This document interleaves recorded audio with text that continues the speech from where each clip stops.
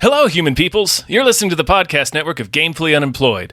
To support us and gain access to great exclusive podcasts like Fox Mulder is a Maniac, Tom and Jeff Watch Batman, Star Trek The Next Futurama, and our latest show, Spiel Boys, head over to patreon.com/gamefullyunemployed. We do game streaming, movie nights with our patrons every Friday night, and you can even commission your own podcast about anything you want. Literally anything, within reason, and we have to do it. You are quite frankly out of excuses not to go visit patreon.com/gamefullyunemployed. That's patreon.com/GAMEFULLY unemployed, which is spelled like it sounds. That's bad. Bad. Bad. Bad. Bad. Bad. Bad. Bad. That's bad. Bad. Bad. Bad. Bad. Bad. Bad. Bad. Bad. Bad. Ooh, Tom, do you feel it? Do you feel the finale? Do you feel the finalitiness? That's the word. The finality? Finalitiness. The finalitiness. Yeah. Yeah, of the situation. I feel the weight of this finale bearing down upon us. Hi, everyone. Like the end of days, Dave. Yeah. Yes, it's like the Arnold Schwarzenegger film, End of Days. This is our final episode of BADAPTATIONS. It's the last one ever. Yeah, that's ever going to exist. Yep. Never doing this ever again. Yep, unless we do it again. Do it again. Yeah, this is it. This is the finale, the big F. The big F. Yeah. Hi, everybody. Hello, everyone. Did I say my name? David Bell, that's my name. That's your name. Tom Ryman, my name. Yes. And a big, old, sloppy thank you to our producer, Grumblebee, our Patreon producer, Grumblebee, that made this series happen. Everybody, clap. Thank you. Clap, clap, clap, clap, clap, clap, clap. That's the sound of clapping. It is. Yeah. Yeah. We have a studio audience in here. Yeah, of course. Yeah, we record every one of these live. I don't know if you guys knew that. Live in front of an audience who just doesn't care for us. Yeah. Yeah. Just a fucking silent theater. Packed. I don't know why they come. They're all doing other things. Yeah. It's like when a band unexpectedly starts setting up at a restaurant you're at. Yeah. And you're like, oh man, I didn't want this. Oh God. If people aren't on the up and up with this series, which has been a very good series, if I may say so, we've been going through a series of adaptations, movie adaptations to be specific, of original source materials of various types, and talking about the quality of those. I should be more specific. We've been going through adaptations that have been traditionally considered bad adaptations. BADAPTATIONS. It's right there. BADAPTATIONS. It's right there in the title. And not necessarily bad adaptations, but bad movies, right? Well, because I'm not sure that we started, for example, with Hulk, a movie that I like. Yeah, same.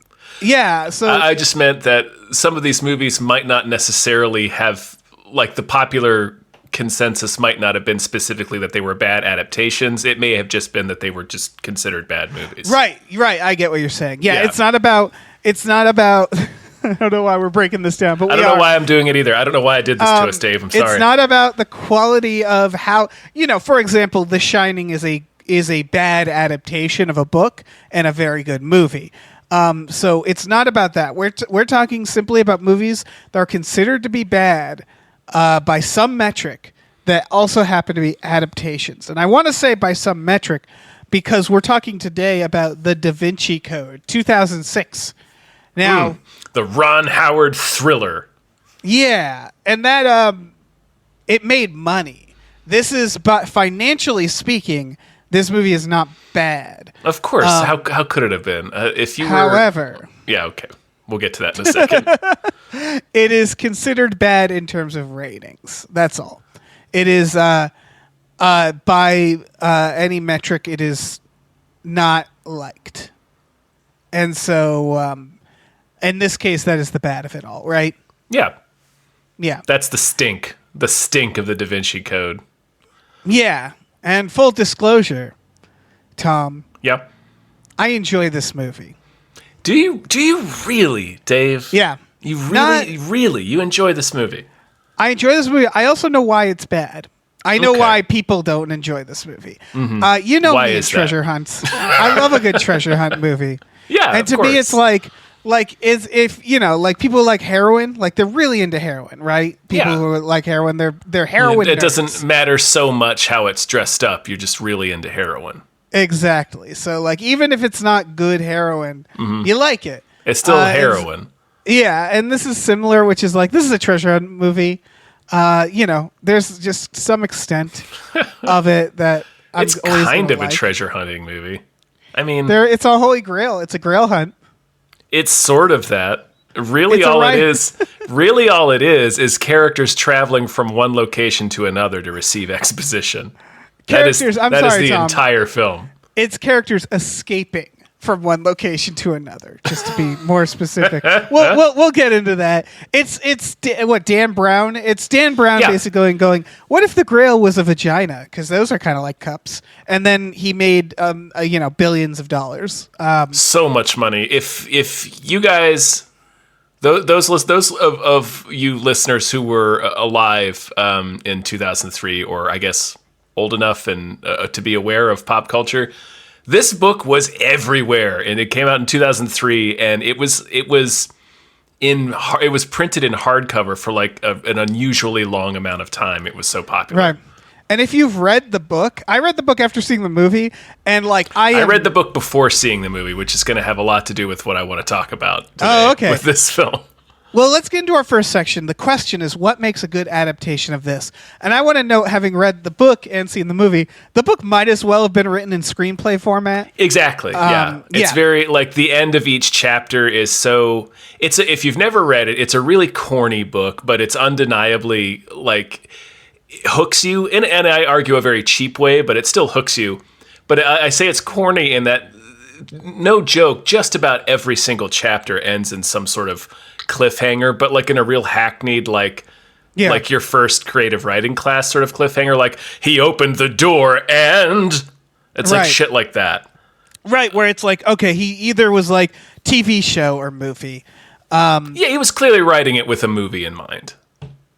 Yes, yeah. But it is full of like little. I understand why people ate the book up, and I thought the book was fine. You know, it's full of these little weird riddles and brain teasers and stuff. But yeah, I want to talk about that because a name I want to bring up is Michael Crichton, who I think does a better version of this, which is that it's pulp.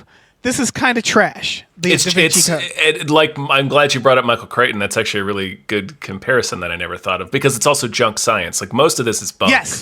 Yes, there's an entire Wikipedia section on this devoted to how inaccurate it is. When he's like, and it happened on Friday the 13th, and that's how they got the name. And it's like, I'm pretty sure you're just it's the ultimate dad film in that it's like a dude just making shit up. The idea that Da Vinci's painting would be evidence of anything, it's very silly. It's so dumb, and the inciting. Okay, so this first section, we got to stay on topic. The topic of this first section is what makes a good adaptation of this story. Right, and I do want to start because my notes are about this book is pulp. It's the Sudoku puzzle of reading, and what I mean by that, and it's not an insult. Again, I like this movie. It's just clever enough for you to feel clever. It's designed to feel smart, but not actually be smart. And I want to spoil all of the smart guy stuff that Tom Hanks does in the movie is obvious to the point of being funny. Right, because they want us, the reader, to also feel smart. Yeah. So, like, the reverence that they put in the scene where he's solving the cryptex and he's like, it's all we know is it's around Sir Isaac Newton. It's a 5-letter word. And they treat it's it an like orb this really... with fleshy skin and a seeded bloom or something. And it's like the most important orb of Isaac Newton's career. Yeah. Yeah. It's like, a child could have figured that out, that it was Apple. It's a mystery for like an hour of this movie. Yeah. Of this movie's endless runtime, by the way. Yeah. Oh, yeah. We'll talk about that. But I think what it is the actual thing Dan Brown was good at writing this isn't. It's not about intelligence. It's not about cleverness. It's about just making a story that feels clever.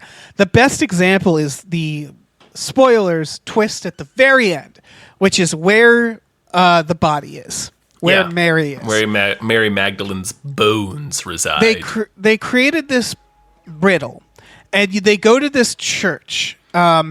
And in the church, it matches the riddle, right? The blade and the chalice matching with the master's loving art, all this stuff, right? Yeah. And you're like, oh, okay, so it's this church.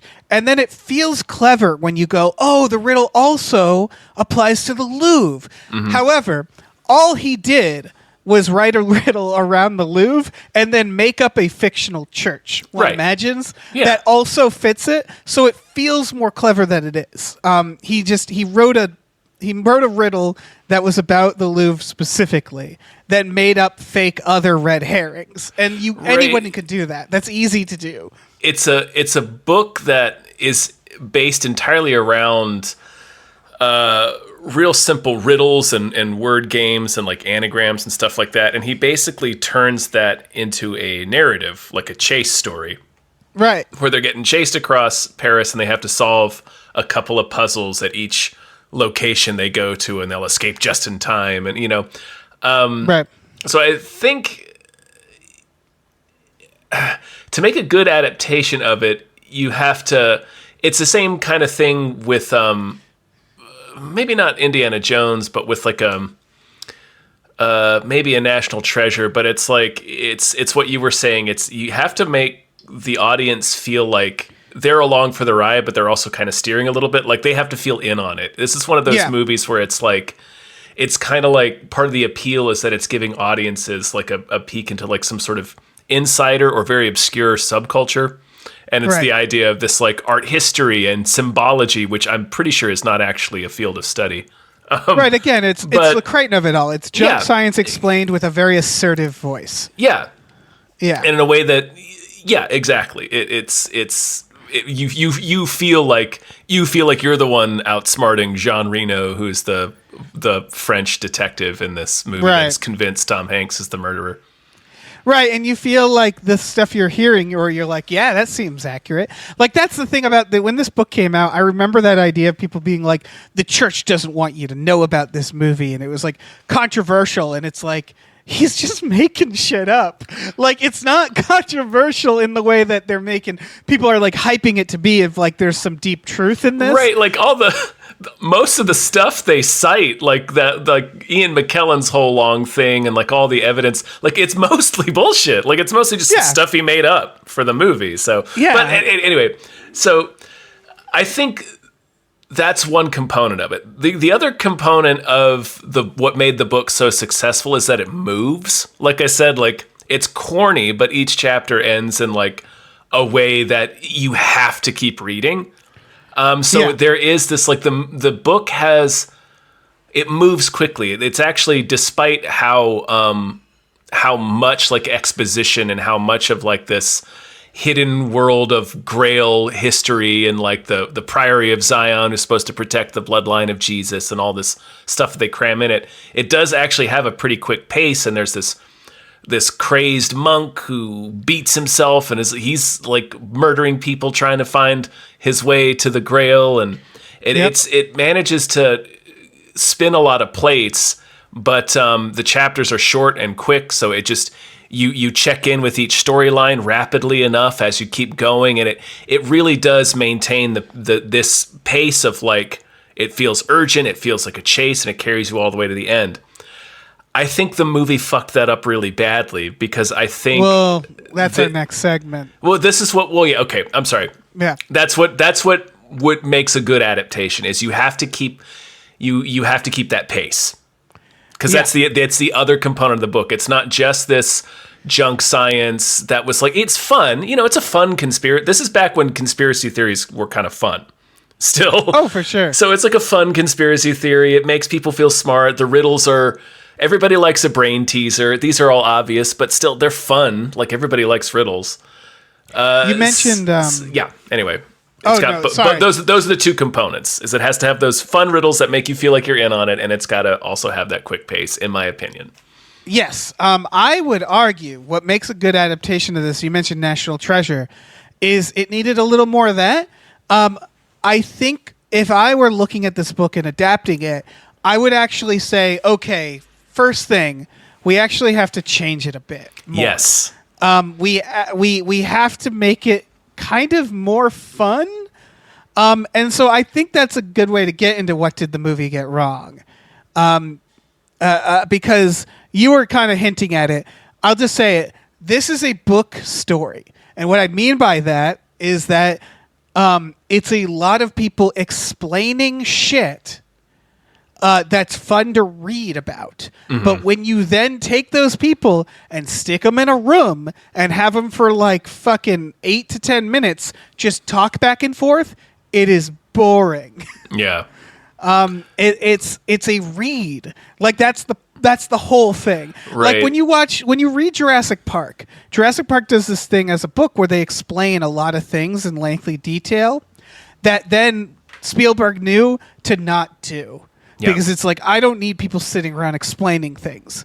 Or you truncate it. Like he takes, like yeah. there's like 3 or 4, or maybe even more. There's a handful of conversations in the book where it's just Malcolm exhaustively explaining some aspect of chaos theory. They condense that entirely into the Jeep scene where he drops water on Ellie's hand. Yes, but if you were, say, at an airport or just had time to read a book, that shit is fun. Or like on a road trip, which is how I first consumed the book Jurassic Park, which is a book on tape. It's fascinating. It's fun. It's you want it to take up that time. You want to like soak it all in. Whereas you're watching a fucking movie, you just kind of am like, come on, let's keep going here. You know? Yeah, this movie came out at a time when being slavish, I'm not sure how you actually pronounce the word, but being just a real beholden adaptation, like word for word, as close as possible to the book, was like it was sort of like I feel like it kind of started with the Harry Potter movies, where there was a lot of like fan demand or audience demand that the movie be as close to the source material as possible. And anyway, the point is we were getting a lot of movie adaptations of popular books at this time, like the Harry Potter books, with like the notable exception being the third one, but being really, really close. And then this movie was based on a hugely popular book that millions of people bought and read. And it comes out, and this is verbatim the book. Everything that happens in the book, as far as I can remember, happens in the movie and happens exactly the same way. So I think this really shows the problem of being too faithful of an adaptation, because it doesn't allow for changes that are necessary when you're changing from one medium to another. So it's exactly like what you were saying. So the movie completely loses the pace of the book, because you can read through those sections a lot more quickly than it takes for, like you were saying, Tom Hanks and Ian McKellen to sit down and have that conversation. Have a slideshow that he's prepared. Yeah. Like, if your movie has someone doing a slideshow for 5 minutes, you need to stop and go, wait, maybe I need to change this. And they try. They do try. They do the flashbacks and stuff, which probably ballooned their budget, frankly. But what they really needed to do is this. I'm pretty sure this movie had an unlimited budget, but yeah. Oh yeah, but like that question. So this is why we picked this movie for our finale. Yeah. What did the movie get wrong? If we're asking that question in terms of an adaptation, nothing. The movie technically got nothing wrong. It adapted the book perfectly. Which is funny because I read that originally it was originally adapted to be a season of 24, and Dan Brown was like, no, and I understand saying no to that. Yeah, but that's how it was. Like, that's the thing about it, is that this movie perfectly adapted the book. It also made a fuck ton of money and made sequels. So on paper, success. So then why doesn't anybody like it? Why do I feel like the parodies of it are going to outlast the actual movie? You know what I mean? Like, people are going to know the Futurama Da Vinci episode longer than they'll actually know what that's from. Well, And Da Vinci Code was almost a parody itself when it came. Like, Yeah. it's so corny and so melodramatic, and the puzzles are all so obvious, and like the conspiracy theory is a real hokey one. And Yeah, it's kind of been around for a little while, and I don't know. I was going to say, Anyway. it also, let's say, borrows its main idea from the movie Dogma. Sure I does. guess. Yeah, and it's basically Dogma and Indiana Jones and the Last Crusade, but without action. And so, like, it's and without not even any that original. without any fun or without any sense of adventure. Right. So again, as a book, it's fine. But once you turn it into a movie, you start realizing, like, not only the things we're saying, but the other problem is that the actual action of the book, and I don't remember the book enough to know this for sure, but it felt like the action in the book was him knowing it has to be a movie and he has to stick action in it. You know what I mean? But it's not an action story. No. And so when you adapt the action from the book faithfully, you get bad action. And as we already mentioned, basically in the first half, it's them going to a place, solving a puzzle, and having to escape in a car. And that's it. They do it 3 fucking times. They go to the Louvre, escape in a car. They go to the Swiss bank place, escape in I guess a truck that time. Mm-hmm. They go to Ian McKellen's house, escape in a car to a plane, where they get in a car. And it's just like, there's nothing here. You know what I mean? In terms of the actual thriller and action parts.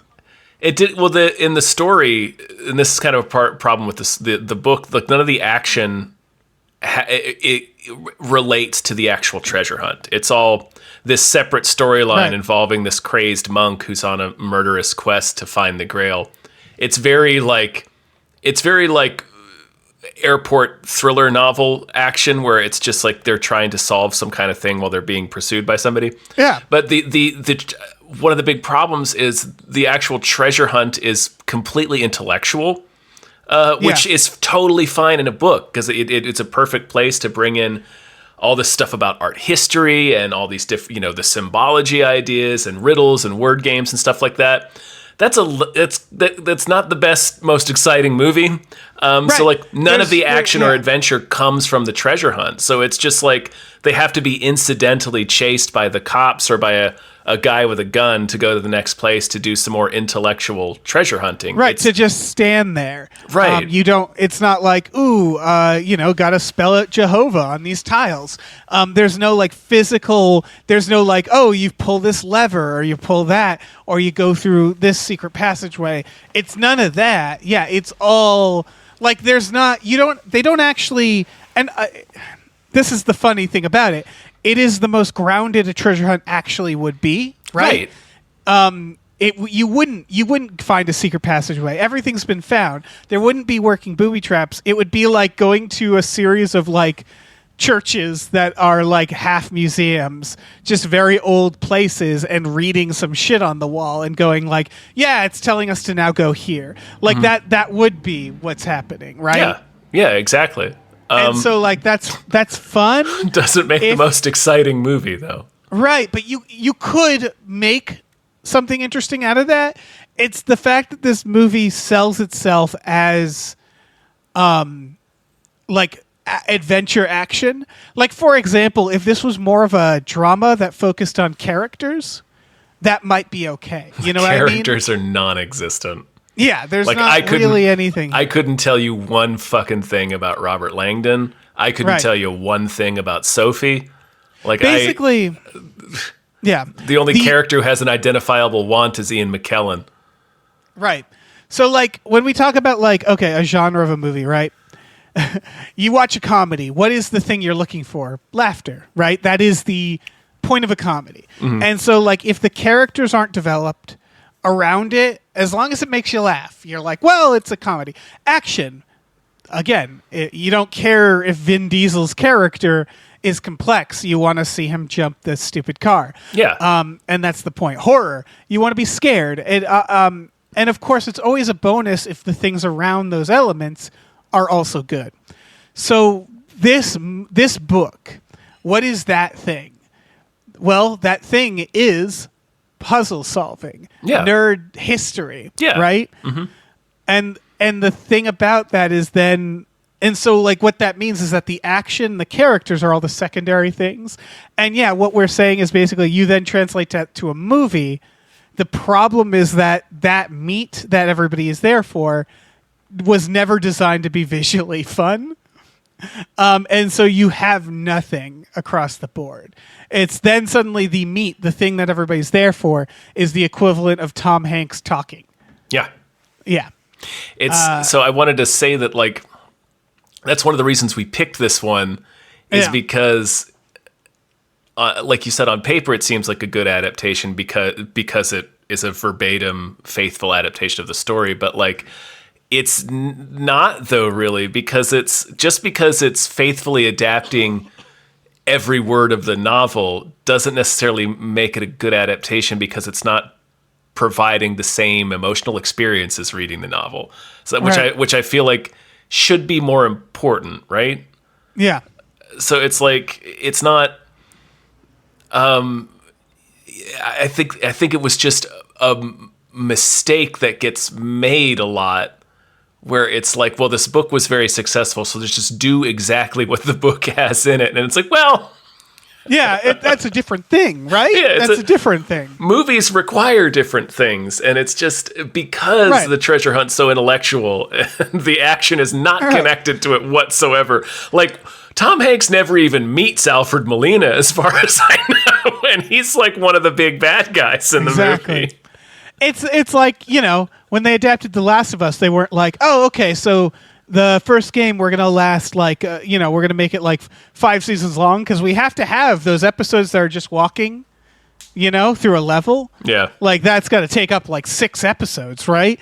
Like you shorten it. You change your adaptation. Should we talk about how this holds up? Which is watching it now, after all is said and done. Man. And I can talk a little bit about things I do like about this movie. Sure. Let's hear it. I'm fascinated to know what you enjoy about this movie, because to me it was an unbearable slog. Yeah. So one, it's a dad film, which I suspect me and Abe will be talking about it in the future. It is pretty maximum dad. It's maximum dad. It feels like it should have made in the 90s. It's got the reverence. The hero is the guy who's read the most history books. Yeah. It's the most dad. It really is. And when he's solving like simple puzzles, they treat it like he's doing something amazing. Yeah. Again, there's like, and then there's the general like reverence for religion while being like edgelord in a way that's also still naive, where it's like the Catholic Church, man, they hid this. And it's like the Catholic Church is a nightmare for very real reasons. Mm-hmm. Just watch, there's other movies about it, such as Spotlight. The Catholic Church, there's plenty to say. This isn't it. So this is like that real like edgelord version of like, they're hiding the truth about like again, like they're not wrong that the Catholic Church has, in the Bible and history in general has like downplayed the role of women, obviously. But this is the most simple dad porn version of all that, while still having that reverence for like the Bible ultimately, where he has to kneel at the end, Yeah. And it's the idea of like, let's take this nerd and make him like oh yeah, you're like a knight, that's the ending. So it's very dad. I want to talk about. So I appreciate something in this that I think not enough movies do anymore. Tom Hanks, not an action guy. I feel like even if they made this 5 years later, he'd be played by Chris Pine in No Karate, like the Jack Ryan film they made. Yeah. You know what I mean? Where it's like he's a helpless nerd. He could get bullied by Ian McKellen in this. And I appreciate that. I laughed really hard. There's a scene where it's in the middle of one of the 18 different long conversations in a dark room scenes that there are in this movie. And they're in the middle of some Holy Grail gobbledygook when Paul Bettany just like shadow punches his way into the room and pummels Tom Hanks into dust. Yeah. Like just chokes him, punches him in the stomach, just beats his ass into the ground. It's very funny. And then the rest of the characters have a scene. And then at the end of that scene, they help Tom Hanks up off the ground. He's like, "Rrr, rrr." Like, geez, Yeah, Tom Hanks, you all right? Yeah, I'm fine. So, He's on the ground wondering if he's gonna die. in yeah, that he doesn't do any action stuff in this at all. No, Which is, not it's at all. very funny, and I do appreciate that. Yeah. Yeah. The flip side, I would argue, is that he has zero agency. No, he doesn't do anything. Yeah, the entire movie is people saying, "Come with me," Yeah. and that's it. It really Like- is. Like, he just happens to be in Paris doing a book tour when this guy he barely knows is murdered, who just happens to leave a message in blood asking for him specifically. So they come get him at his book tour, and then that's just how he's dragged into the story. Right. My God. I gotta bring sorry. that up. I had this in my general notes, but I gotta bring that up. The cops, terrible. Not in thought like you the were- traditional way. I thought you were telling me what you liked about them.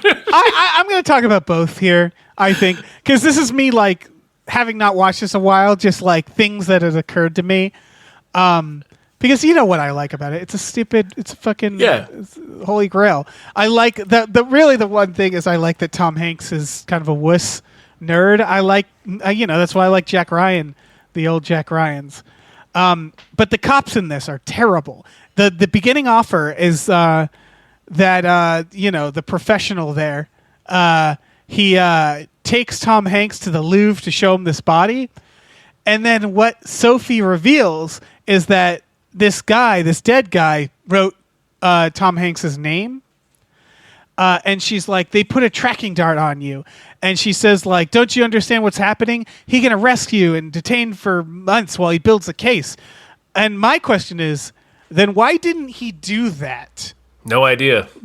Shouldn't he have just arrested Tom Hanks? Like, should've. why is he bringing him to the Louvre? Just take him. He just say, hey, I'm detaining you for questioning. Come to the police station. I don't know why he brought him to the crime scene. She says he wanted to try to pressure a confession out of him that Right. way, but I don't know. It's like the whole... Then just like show him pictures, right? Like just put him in an interrogation room. It's weird. The inciting incident is ridiculous to the point of being parody. It's this old man is being chased through the Louvre by Paul Bettany, gets shot, and then after he's been shot, he scrambles all through the gallery, leaving clues and puzzles and hidden messages on paintings that are far away from each other. Right. And then collapses naked in his own blood on the ground and draws a bunch of symbols on his own body and then writes a couple of, like, 4 lines of a message on the ground. Like, he was alive for, like, it seems, I don't know, an hour after he got shot, like, setting up all of these clues for the movie. Right. Could you have, like, called someone, bro? Like, It's so silly that watching it this time, I couldn't believe it. I was like, really? yeah. Really? Nobody got hung up on this, huh? When this came out, like, nobody was like, hey, this is kind of really silly that this frail old man who's been shot is just sprinting around the Louvre, leaving clues like an Easter egg hunt for Tom Hanks. He's been having elderly fuck orgies for That's decades. true. That's oh man, that's another really wild part of this movie. That Sophie reveals. We stopped talking when as like a teenager I walked in on one of his old guy fuck orgies with like Satan worshipper types, and that's when our relationship was strained. This is supposed, like, the noble sect of Christianity or whatever that's supposed to be trying to reveal the truth about the nature of Jesus, which is that he had a wife and Mary Magdalene and had children and the whole bloodline. But, like, what they do is they get together and they have masked dungeon sex parties, which is, like, typically in movies like this is the thing that evil people do. Yes. So they just kind of, like, casually reveal that, and, like, nobody really comments on it, and we don't return to it. It's really strange. Reveal is Sophie is a kidnapping victim, right? Like, yes. basically she's like, I am the last descendant of Jesus Christ, overshadows the fact that she has been kidnapped by, like, a fuck orgy group. Right, the way that Hanks... And it's like, huh. the way that Hanks explains it too, like he finds a bunch of newspaper clippings in or the Grail documents or whatever in the church where the Mary Magdalene's body was supposed to be. And he's like, I don't think that man was your grandfather. And it's all these newspapers of like her and her whole family. And it's like, whole family killed in accident. And as he's explaining it to her, it's like, it says here that everybody was killed. The mom, the dad, the brother, and you, the little girl. Right. And he's like, and maybe it was an accident or maybe it wasn't an accident. But this man raised you. And he just moves past that suggestion. Right. And it's like, like you might want to get to the bottom of that. So now, listen, this man may or may not have murdered your entire family, but what's important is that he raised you. Right. And then the church they're in like makes a phone call, and the entire priory, like the cult, just show up, which is like terrifying in itself. Which is like, oh, okay, so what are they all living like a couple minutes from this church? Yeah. That's weird and convenient. They all live in tunnels nearby, like an ant farm. Right. It's not a very, again, it's the scene to scene. It's not a very smart movie. There's like some very funny moments. Going back to the cops where Ian McKellen is like, when they land in London and he's like, if you want to stop us, you'll have to shoot us. And that's one of those lines that people say in movies, which I always think like, there's more options, right? Like they don't have to shoot you. They can just detain you. That's how that would work. That's how, like, I know they're cops and like it doesn't always feel that way, but like it's weird that would just work, that the cops then would just go, okay, I guess they'll go. We'll let them go. Like, it's so stupid. It's a very silly movie. That's the other thing I think that doesn't hold up and was maybe a mistake in the adaptation is that it's so self-serious. Like it's the most self-important. Like it really treats this gobbledygook like right. It's like the most important secret truth of the universe. And I guess everybody is like maximum gravitas in every scene. They're like whatever is being discussed in that scene is the heaviest, most significant conversation they've ever had. It's so melodramatic. Right. And I think it's important to note, just like I said that Dan Brown did a good job at like making it feel intelligent through storytelling. It can't be overstated. It's not well written in general. And what I mean is, like, it's not just like I love the line when he's talking about Isaac Newton being banned from the church, and how the church hates him, and he goes, "Gravity, for God's sakes." I was like, wait, were they mad about gravity? That's just very funny to me, the idea that the church would be mad that someone discovered gravity.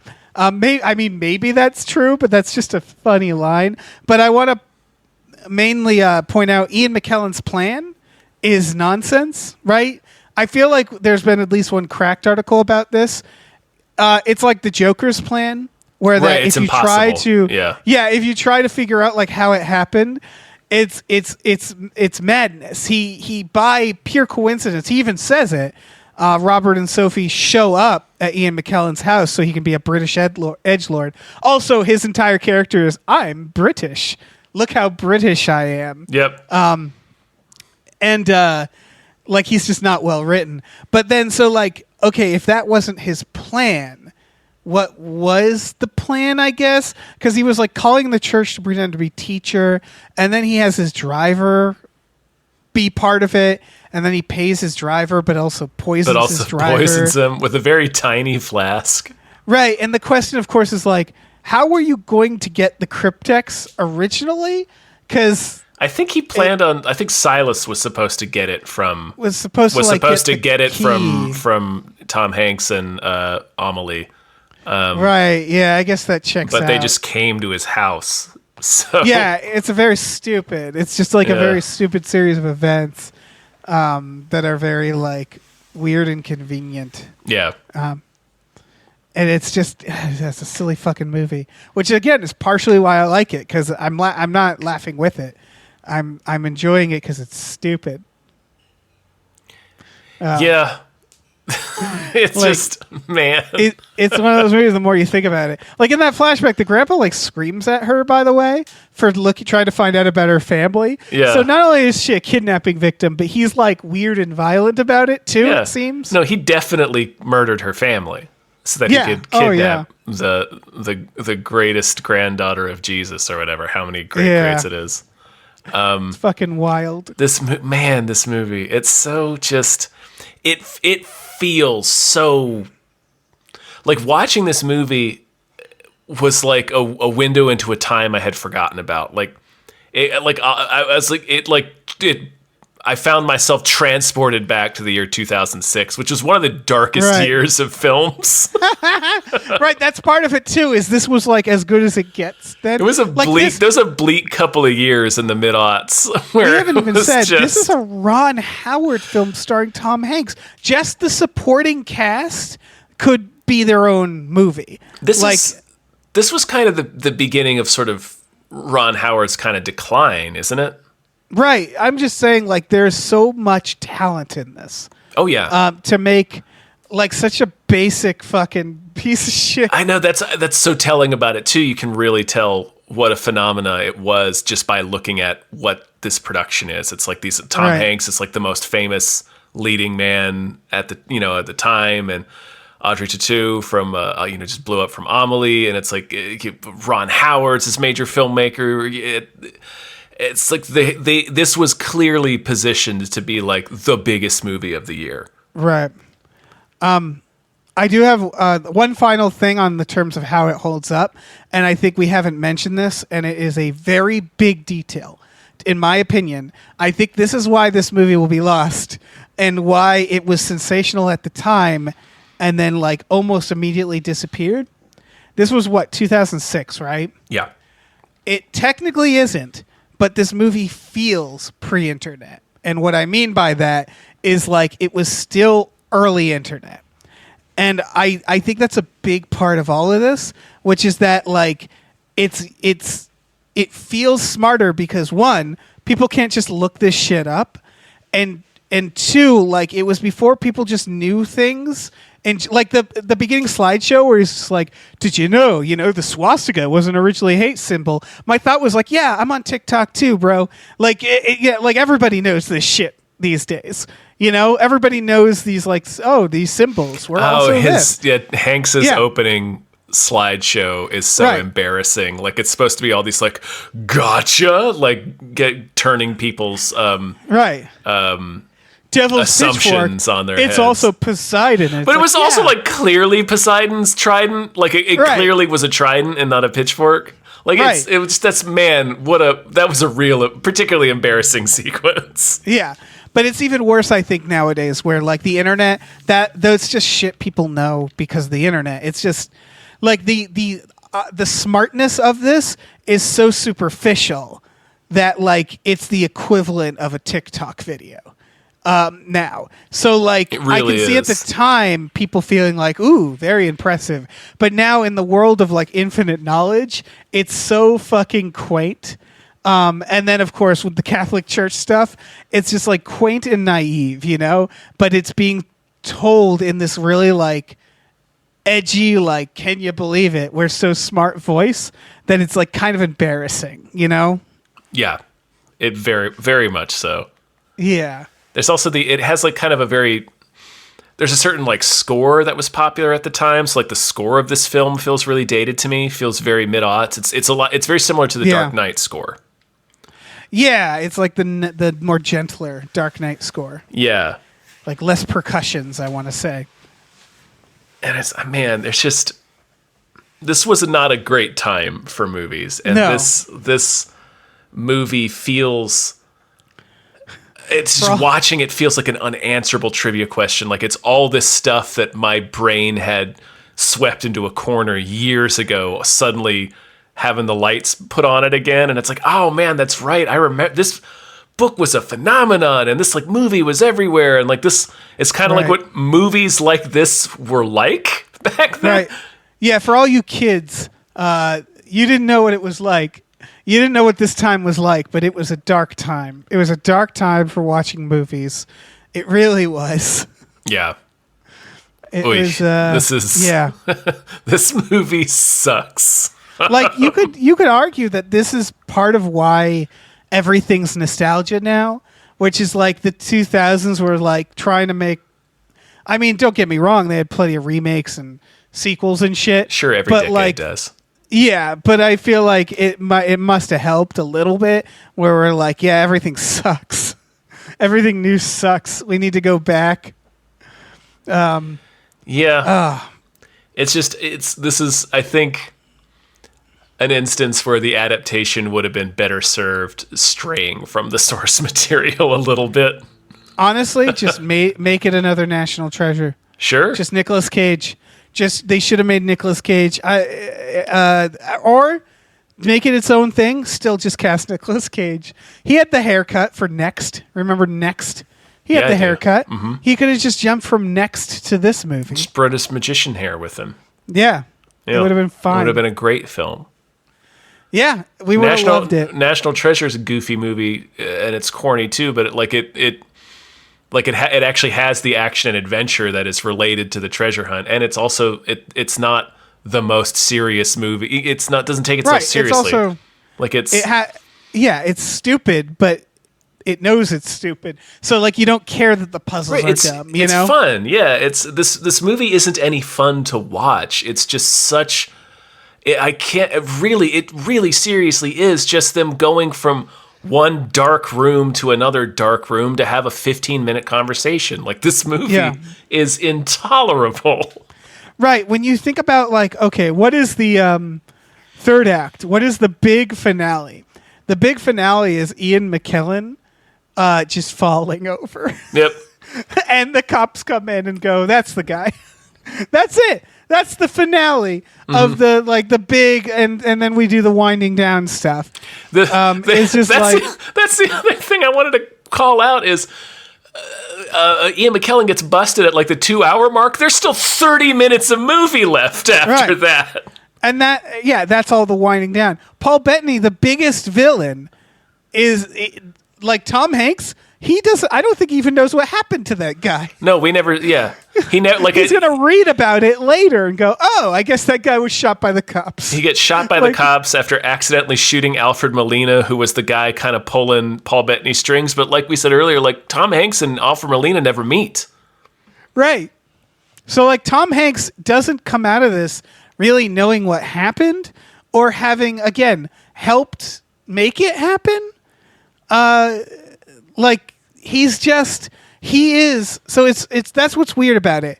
He's the equivalent of like the tech guy in most movies who like has the brains but isn't like doing the stuff, right? Right. Whenever you make a movie like this, what they normally do, Indiana Jones or National Treasure or Uncharted, they make it so that the brain guy is also the guy who punches people. And the reason they do that is so you can have a protagonist that like does things. Does things.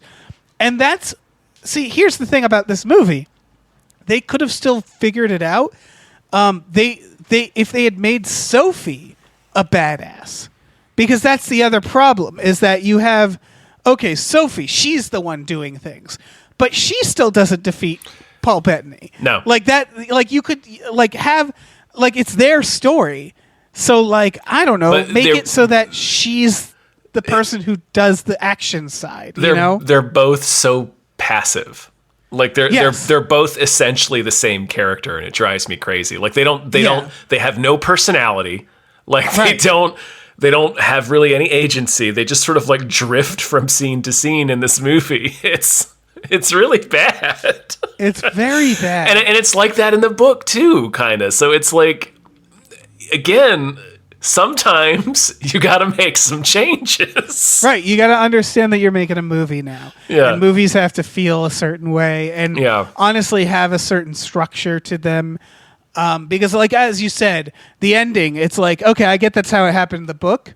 What most people would do is merge it so that, like, that fight at the end would be, like, at the church. You know what I mean? Like, at the final church where she's learning she's Jesus Christ. Then you'd have the bad guy come in. You know what I mean? Yeah. Like that's how you would do that. Is it accurate to the book? No. It's more interesting for what you're making, because I think the first thing they had to accept that they couldn't is that they weren't making a smart story. They were making a junk treasure hunt story, but they were treating it like it's really smart, and therefore they have to keep to the source material. And it's like, I don't know how to tell you this, but it's not that smart. It just isn't. So just make it fun, you know? Yeah. But this movie is the least fun. Oh man! All right, we don't need to. Yeah. I think we've covered this well and good.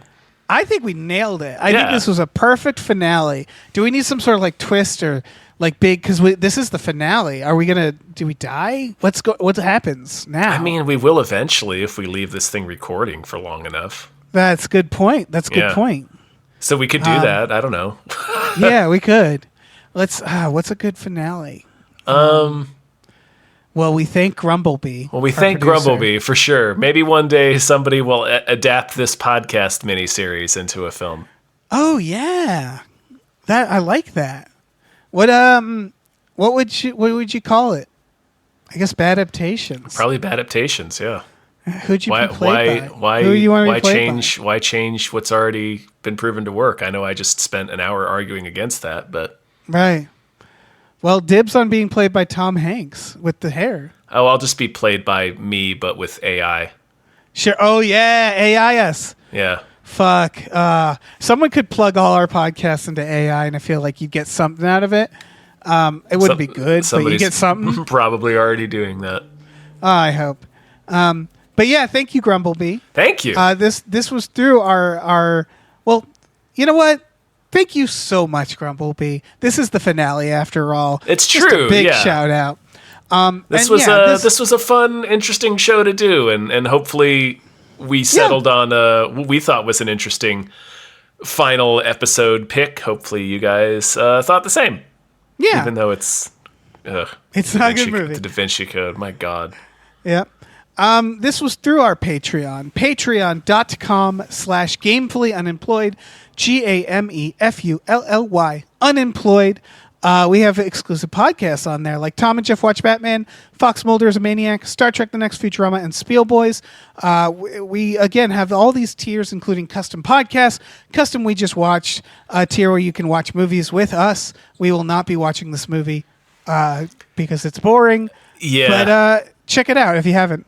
I was going to say we might, but then I remembered it's 2.5 hours long and very dull. That usually kills the momentum of a movie night. We also have a store. Head over to gamefullyunemployed.com where you'll find a link to our Teespring store, where we have all kinds of cool original artwork and designs you can get on t-shirts, mugs, stickers, posters, all sorts of things. So slap your little anagram codexed peepers onto that. Yeah. With your peepers' weird quasi mullets. Mm-hmm. His professorial mullet. Yep. God, it's a smart mullet. Yeah, it's an intellectual mullet. Right. It's unwilling to commit to the full mullet, but it's willing to commit to enough of the mullet that you can't respect the person. It's real dirtbag hair. It'd really be really is. funny. He should have spent the whole movie trying to bum cigarettes off of people. Like that would have been just a good like detail. Like dirtbag. Oh, yeah, dirtbag. Like he should have been kind of a dirtbag, just drinking PBR and shit. It's like 80s comedian hair. Yeah. Yeah, they should have given him a leather jacket. Some real Dennis Miller hair. God damn. Remake this movie. Don't change a thing. Just make the character a dirtbag. An intellectual, like he's like stealing shit from Ian McKellen's place, you know? Hell yeah. Yeah. Stealing his teacups. Yeah. Taking just horrible dumps in his bathroom. True or false, it's proper to have milk or lemon with your tea. Just pocketing them. Yeah, he's the most British dude alive in this movie. It's crazy. This is a stupid movie. It's a real piece of shit. Let's be done with it. Yeah. Okay. Bye. Bye.